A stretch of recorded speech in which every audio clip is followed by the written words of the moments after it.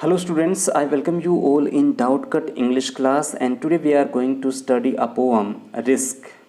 This poetry has been written by Janet Trent, and this poetry belongs to class 10th of our BSc board.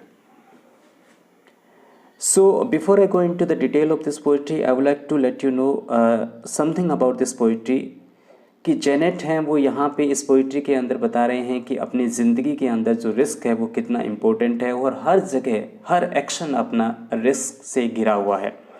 तो जो भी action करते हो आप उसमें सब में रिस्क है और रिस्क का इम्पोर्टेंस यहाँ पे बताया है कि एक कैलकुलेटिव रिस्क जो होता है वो कितना इम्पोर्टेंट होता है लाइफ के अंदर। तो इस पोइट्री के अंदर अपने डिफ़िकल्ट वर्ड्स मीनिंग भी डिस्कस करेंगे, अपने पोएटिक डिवाइसेस यूज़ की गई हैं इस पोइट्री के अंदर वो भी डिस्कस करेंगे और इसका लाइन बाय लाइन एक्सप्लेनेशन अपनी डिस्कस करेंगे। So let's start this poetry stanza wise. First stanza of this poetry is to laugh is to risk appearing the fool. अब जेनेट के अकॉर्डिंग टू अगर आप बहुत ज़्यादा हंसते हो, बहुत ज़्यादा खुश हो, अननेसेसरी आपको ऐसा लग रहा है कि आप हंस रहे हो या आपको लग रहा है कि आप बहुत ज़्यादा ही हंस रहे हो, तो आपको लोग हैं वो पागल समझ सकते हैं, मूर्ख समझ सकते हैं। यानी ज़्यादा हंसने पे अकॉर्डिंग टू जेनेट क्या है, मूर्ख समझे जाने का रिस्क है। To weep is to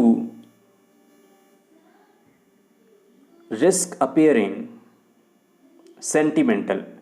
to weep, अगर आप ओवर इमोशनल हो, छोटी छोटी बातों पे रोने लगते हो, छोटी छोटी बातों पे बहुत ज़्यादा इमोशनल हो जाते हो, तो लोग आपको सेंटिमेंटल समझ सकते हैं।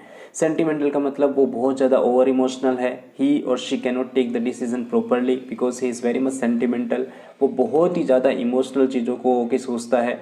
तो ये इमोशनली आपको क्या है कि सेंटिमेंटल समझ सकते हैं, इस चीज़ का भी रिस्क है वो आपके इन्वॉल्व रहेगा अगर आप बहुत ज़्यादा छोटी छोटी ट्रिवियल बातों पे अगर आप रोना स्टार्ट कर देते हो।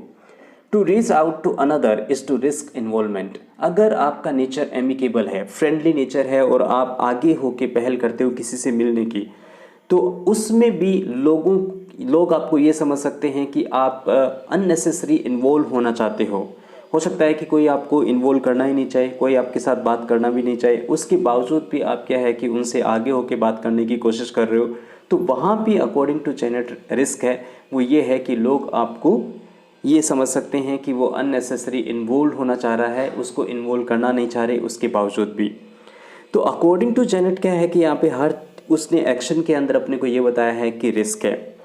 To expose feeling is to risk exposing your true self. अगर आप अपनी पर्सनल चीज़ें शेयर करते हो किसी के साथ में, अपनी फीलिंग्स को एक्सपोज करते हो किसी के साथ में, तो लोग आपके बारे में जो इंटरनल चीज़ें हैं, आपकी पर्सनल चीज़ें हैं, उनके बारे में अगर आपको लोगों को पता चल जाता है तो वो आपका एडवांटेज लेना स्टार्ट कर सकते हैं। वो आपके बारे में जान सकते हैं कि आपकी क्या ड्रॉबैक्स है, आपकी क्या कमियां हैं जिसका फ़ायदा उठाया जा सकता है। तो हर एक्शन के अंदर अकॉर्डिंग टू जेनेट क्या है, रिस्क है। To place your dream ideas before a crowd is to risk their loss. अगर आपके अंदर हो सकता है कि आपके बहुत सारे आइडियाज़ हों, आपके किसी भी चीज़ को लेके आपके ड्रीम्स हों, तो अगर आप किसी बिफोर क्राउड का मतलब यहाँ पे लोगों के सामने है, अगर आप यही आइडियाज़ यही चीज़ें लोगों के सामने प्लेस करते हो तो हो सकता है कि आप उन आइडियाज़ उन ड्रीम्स को खो सकते हो, क्योंकि बहुत सारे लोग ऐसे बैठे हैं कि आपके आइडियाज़ और ड्रीम्स को वो क्या है स्टील कर सकते हैं, खुद उनको यूज़ कर सकते हैं। हो सकता है कि वो आपके ड्रीम्स को हैम्पर करने के लिए कुछ भी ऑब्स्टेकल है वो क्रिएट कर सकते हैं आपकी लाइफ में। तो ये भी एक रिस्क है। अगर आप किसी को अपने आइडियाज़ और ड्रीम बताते हो तो वो आपके आइडियाज़ और ड्रीम को स्टील कर सकते हैं और आपको कुछ भी प्रॉब्लम क्रिएट कर सकते हैं। इसमें भी एक रिस्क है। To love is a risk not being loved in return. अगर आप किसी से प्यार करते हो, किसी से अफेक्शन है आपका, किसी से कुछ भी है, तो आप जिससे प्यार करते हो आपको सबसे पहले माइंड में यही रहता है कि अगर मैंने इसको इतना प्यार किया, अगर मेरे को बदले में इतना प्यार नहीं मिला, अगर मेरे को बदले में इतना अफेक्शन नहीं मिला, तो ये भी एक रिस्क आपके माइंड के अंदर रहता है। To live is to risk dying. अगर आप जब जिंदा हो तो आपके माइंड में एक मरने का रिस्क है, वो हमेशा आपके माइंड पे छाया रहता है, आपके माइंड में रहता है। To hope is to risk despair. Despair का मतलब होता है निराशा। तो यहाँ पे देखिए होप एंड डेस्पेयर दोनों वर्ड्स यूज़ किए गए हैं। जब एक ही लाइन के अंदर ऐसे वर्ड्स यूज़ किए जाएं जो कि एग्जैक्टली अपोजिट होते हैं एक दूसरे के, उस पोएटिक डिवाइस को अपने ऑक्सीमोरोन पोएटिक डिवाइस बोलते हैं। जैसे कि day night, in out, hope, despair. तो ये क्या है कि ऑक्सीमोरोन पोएटिक डिवाइस बताते हैं। अपोजिट वर्ड्स यूज़ किए जाते हैं एक ही लाइन के अंदर। तो आशा है, वहाँ पे निराशा का जो रिस्क है वो हमेशा रहता है। And to try is to failure.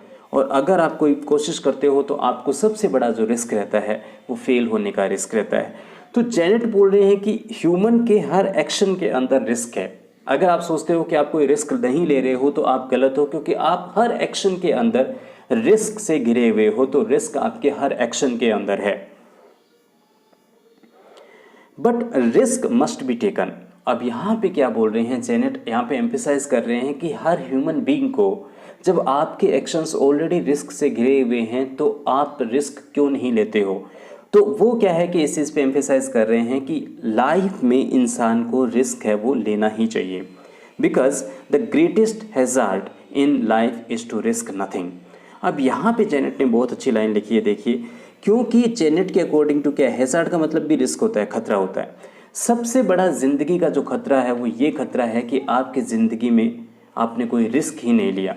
अगर आप रिस्क नहीं लेते हो तो आपकी लाइफ में आपने कुछ भी एडवेंचरस नहीं किया है, आपकी लाइफ में कुछ भी आपने एक्स्ट्रा ऑर्डिनरी करने की कोशिश नहीं की है, आपकी लाइफ में कुछ भी आपने नया करने की कोशिश नहीं की है।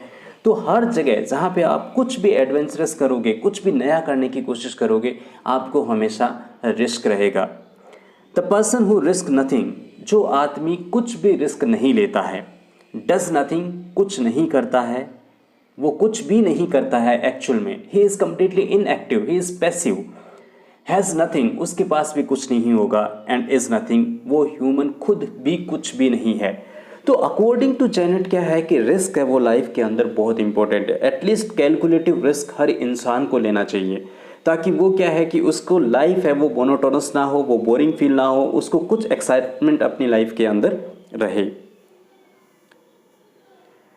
दे मे अवॉइड, यहाँ पे दे जो रिप्रेजेंट कर रहा है वो उन लोगों को रिप्रेजेंट कर रहा है जो अपनी लाइफ के अंदर रिस्क नहीं लेते हैं। They may avoid suffering and sorrow. Suffering and sorrow, यहाँ पे दो वर्ड आए हैं, देखिए, सफरिंग एक वर्ड आया, एक सोरो वर्ड आया है। जब दो वर्ड्स एक ही लाइन के अंदर ऐसे वर्ड्स यूज़ किए जाएं जिनका beginning of the consonant same होता है, यानी इसका सफरिंग का भी beginning of the consonant S है, सोरो का भी beginning of the consonant S है, तो इस टाइप की जो पोएटिक डिवाइस होती है उसको अपने एलिट्रेशन पोएटिक डिवाइस बोलते हैं। क्या बोलते हैं? Alliteration poetic device. They may avoid suffering and सोरो, यानी वो लोग जो अपनी ज़िंदगी में बिल्कुल भी रिस्क नहीं लेते, वो हो सकता है कि फॉर द टाइम बीइंग के लिए या कुछ टाइम के लिए जो सफरिंग मतलब किसी भी चीज़ से आपको परेशानी होना, सोरो दुखों को कुछ देर के लिए वो हो सकता है कि टाल दें, but they can not learn. But according to the Janet, अगर वो अपनी लाइफ को एडवेंचरस नहीं बना रहे हैं, रिस्क नहीं ले रहे हैं, वो नया कुछ भी नहीं सीख पाएंगे। दे can not learn, feel, change, grow, love, live. यानी इनका मतलब है कि जेनेट बोल रहे हैं कि वो क्या है कि एक मोनोटोनस लाइफ जिएंगे, वो एक बोरिंग लाइफ जिएंगे, जिस लाइफ के अंदर कुछ भी एक्साइटमेंट नहीं होगा।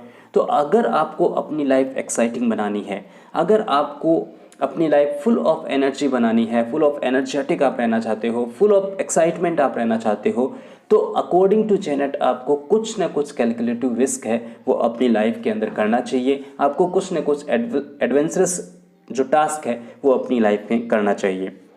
Change bye there certitude. Certitude का मतलब यकीन। उन्होंने एक अपना माइंड सेट बना लिया है कि हाँ ये चीज़ है, इसी दायरे में रहना है। They do not want to go beyond that certitude. वो उस सर्टिट्यूड से बाहर नहीं जाना चाहते। सर्टिट्यूड का मतलब किसी चीज़ में यकीन कर लेना कि हाँ ये सही है, यही करना है मेरे को। चेंज, और वो उस सर्टिट्यूड यानी उस यकीन से बंधे हुए हैं। They are a slave. और वो लोग जो अपनी लाइफ को जिन्होंने कन्फाइंड कर लिया है एक पर्टिकुलर माइंडसेट के अंदर, वो लोग एक स्लेव का मतलब होता है दास, नौकर, एक नौकर की तरह रहते हैं।